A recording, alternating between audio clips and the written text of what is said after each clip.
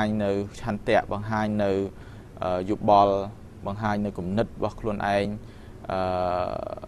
ở bên lính cứ to tái chia bọt nó miền sợi phiệp cục conក្នុងការជួបជុំមានសេរីភាពគ្រប់គ្រាន់ក្នុងការប្រពៃទិវាដូចទិវា10ធ្នូចេះឯនេះជាឃើញថា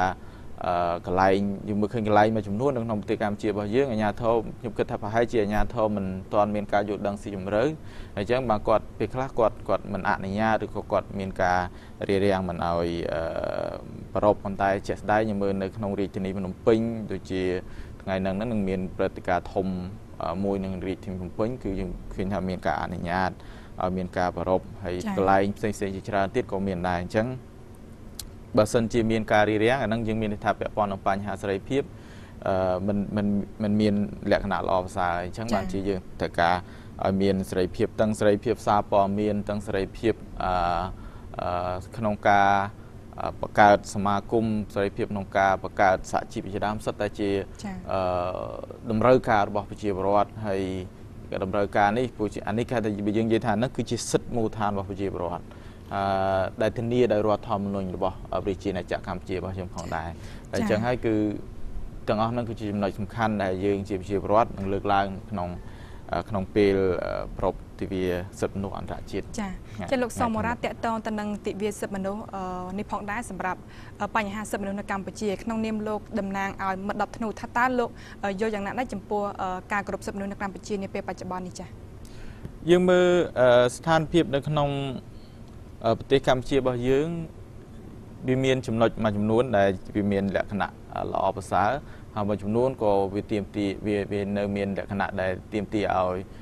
យើងទាំងអស់គ្នាផ្សេងគេរដ្ឋាភិបាលក្នុងការធ្វើការលើកកម្ពស់សិទ្ធិមនុស្សផងដែរជាក់ស្ដែងដូចយើងបានលើកឡើងក្នុងឆ្នាំនេះពាក់ព័ន្ធទៅនឹងបញ្ហាប្រព័ន្ធតុលាការយើងមើលឃើញថាប្រព័ន្ធតុលាការនៅក្នុងស្រុកខ្មែរយើងវាអត់ទាន់យើងអាចថាអត់ទាន់ដើរដោយឯករាជ្យស្រួលបួលទេអញ្ចឹងយើងបារម្ភអំពីសិទ្ធិស្មារភាពគ្នានៅចំពោះមុខច្បាប់អញ្ចឹងហើយបានជាយើងត្រូវការរដ្ឋាភិបាលយើងចង់ឲ្យរដ្ឋាភិបាលធ្វើម៉េចជំរុញក្នុងការដំណើរការទាំងអស់ហ្នឹងហើយក៏ដូចជាពាក់ព័ន្ធទៅនឹងបញ្ហាដូចពាក់ព័ន្ធបញ្ហាសេរីភាពក៏ជាចំណុចមួយសំខាន់ដែរហើយដែលកន្លងមកយើងឃើញថាមានការហាមឃាត់មានការរារាំងពីអាជ្ញាធរក្នុងការ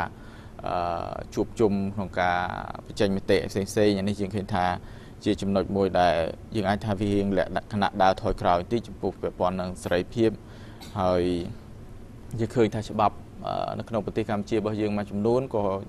នៅអត់ទាន់មានលក្ខណៈល្អប្រសើរដែរវាអាចមានការគំរាមកំហែងទៅលើសេរីភាពរបស់ទាំងអ្នកសារព័ត៌មានទាំងប្រជាពលរដ្ឋដែលចង់លើកឡើងនៅគំនិតរបស់ខ្លួនអញ្ចឹងនេះជាបញ្ហាដែលពាក់ព័ន្ធបញ្ហាសិទ្ធិមនុស្សដែលទាំងយើងជាប្រជាពលរដ្ឋទាំងរដ្ឋាភិបាលយើងត្រូវការធ្វើការទាំងអស់គ្នាដើម្បីដោះស្រាយបញ្ហាហ្នឹងហើយក៏ដូចគ្នាដែរក្នុងស្ថានភាពប្រទេសកម្ពុជាយើងបច្ចុប្បន្នអ្វីដែលជាការកត់សម្គាល់អ្វីដែលជាការមើលឃើញទាំងជាតិទាំងអន្តរជាតិគឺពាក់ព័ន្ធទៅនឹងបញ្ហាដីធ្លីដែលជាប៉ះពាល់ធ្ងន់ធ្ងរទៅលើសិទ្ធិលំនៅឋានរបស់ប្រជាពលរដ្ឋអញ្ចឹងហើយយើងសិទ្ធិកង្វល់ទាំងអស់គ្នាខ្ញុំឃើញថារដ្ឋាភិបាលក៏មានសេចក្តីកង្វល់ដែរហើយរដ្ឋាភិបាលក៏ព្យាយាមដោះស្រាយដែរយើងឃើញថាថ្មីនេះរដ្ឋាភិបាលព្យាយាម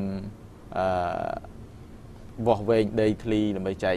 បានកម្មសិទ្ធិជូនប្រជាពលរដ្ឋប៉ុន្តែយ៉ាងណាក៏ដោយគឺយើងនៅតែស្នើសុំទូចដល់រដ្ឋាភិបាលគឺដោះស្រាយពាក់ព័ន្ធនឹងបញ្ហាដីដែលកំពុងតែកើតចំនួនផ្សេងៗហ្នឹងយើងមិនចង់ឲ្យ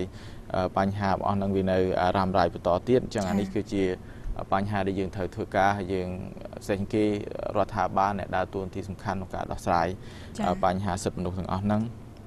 ចាលោកសមរាចាដោយសារតែពេលវេលារបស់យើងចិត្តឈានចូលមកដល់ទីបញ្ចប់ហើយថាតើជាចុងក្រោយលោកមានពាក្យពេចន៍អ្វីផ្ដាំផ្ញើក៏ដូចជាសម្រាប់ផ្ដាំផ្ញើដល់ទូរទស្សនិកជននៅក្នុងទិវាថ្ងៃសិទ្ធិ10ធ្នូក្នុងថ្ងៃច័ន្ទសប្តាហ៍ក្រោយនេះចាបាទអ្វីដែលសំខាន់ក្នុងនាមខ្ញុំជាប្រជាពលរដ្ឋខ្មែរក្នុងនាមជាតំណាងរបស់ក្រុមមិត្ត10ធ្នូយើង នៅយើងលើកទឹកចិត្តចំពោះបងប្អូនប្រជាពលរដ្ឋក្នុងការចូលរួមក្នុងការដំណើរការដើម្បីឲ្យមានការគោរពសិទ្ធិមនុស្សព្រោះដូចខ្ញុំបានលើកឡើងពីខាងដើមថាបញ្ហាសិទ្ធិមនុស្សគឺជាបញ្ហារបស់យើងទាំងអស់គ្នាហើយដូចបងប្អូនប្រជាពលរដ្ឋដែលមានប្រមាណជាជាង 60000 នាក់ដែលនឹងប្រពៃនៅថ្ងៃ10ធ្នូខាងមុខនេះភាគច្រើនគឺជាការប្រពៃឡើងដោយការស្ម័គ្រចិត្តហើយគាត់ព្យាយាមប្រើប្រាស់នៅធនធានរបស់គាត់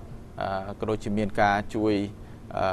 គ្រប់គ្រងពីក្រុមមិត្ត10ធ្នូផងដែរអញ្ចឹងគាត់អាចប្រពៃផ្សេងគេគាត់យកពេលនឹងចែកម្លែកនៅសិទ្ធិរបស់គាត់